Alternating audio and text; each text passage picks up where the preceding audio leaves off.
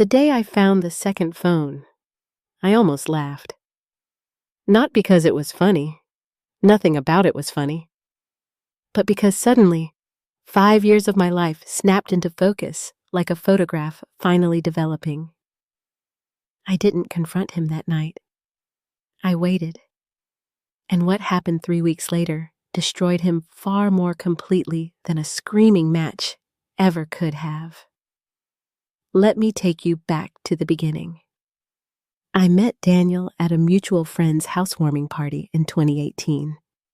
He was charming in that effortless, low-key way. Not flashy, not trying too hard, just genuinely warm and funny. We started dating a few months later, and honestly, the first couple of years were everything I'd ever wanted in a relationship. He remembered small things. He showed up. He made me feel like the most important person in every room we walked into together. By year 3, we were living together in a flat in South Manchester, talking vaguely about the future in the way couples do when they assume there's a future to talk about. I was working long hours at a marketing agency, and Daniel was freelancing as a graphic designer, which meant his schedule was flexible and unpredictable, and I never thought twice about it. Flexible schedules are just part of that life. I told myself that constantly. The little things started around year 4.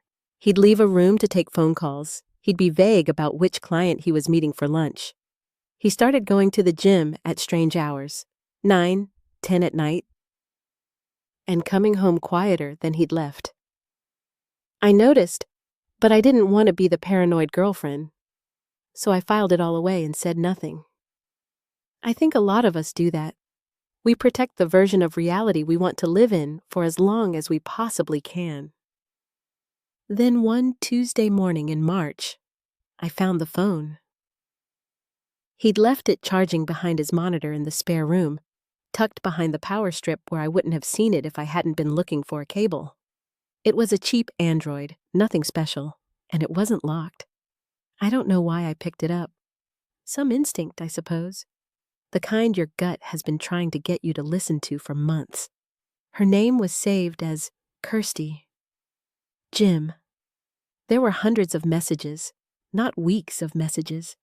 Months. The timestamps told me everything I needed to know. Late evenings, Sunday mornings, the weekend he told me he was visiting his brother in Leeds. She thought he was single. He had told her he was single. He had been building an entirely separate relationship with this woman while I cooked dinner and paid half the rent and planned a future with him in my head. I put the phone back exactly where I found it. The next 3 weeks were the hardest of my life.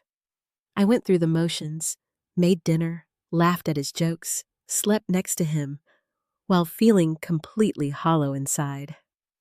But I wasn't idle. I spoke to a friend who works in family law. I quietly moved money I'd contributed to our joint savings account back into my personal account. I documented everything. Screenshots of the messages I'd photographed on my own phone, dates and timestamps cross-referenced with things he'd told me. I also, very calmly, rang his mother. We'd always gotten on well. I told her what I'd found. She was devastated. She cried. She asked me what she could do. I told her, nothing yet. Just know the truth. The night I confronted him, I didn't raise my voice once. I laid my phone on the kitchen table with the photographs open, and I watched his face go from confused to pale to something I can only describe as genuinely frightened. He started with denials, then minimizing, then the awful, fumbling apologies that only come when someone knows they've been completely caught. I let him talk. Then I told him I'd already spoken to his mother, that I'd already moved my money, that the letting agent already had my notice, and that I was staying at my friend's place that night. His mouth just opened and closed. He had no script for this. He'd expected tears and chaos, and I gave him nothing but facts. Here's where karma did its own quiet work, because I didn't even have to orchestrate this part.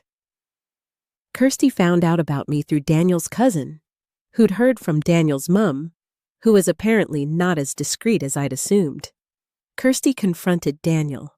It turned out she'd lent him over 2,000 pounds across the course of their relationship, money he'd told her he needed for a tax bill on his freelance work. She was furious. She wanted it back. He didn't have it. And because Daniel had apparently been telling the same financial sob story to two women simultaneously, there were some overlapping lies that unraveled very publicly among their shared social circles.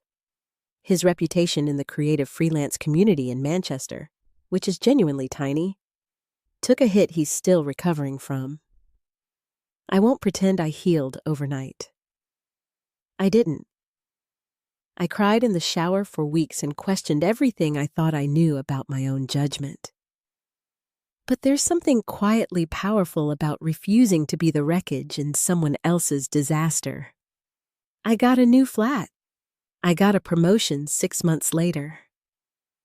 I started trusting my instincts again, which is the thing I'm most grateful for.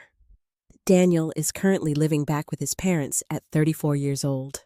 No girlfriend, no savings, and a reputation for being someone who cannot be trusted. I think about that sometimes when I need reminding that patience is its own kind of strength.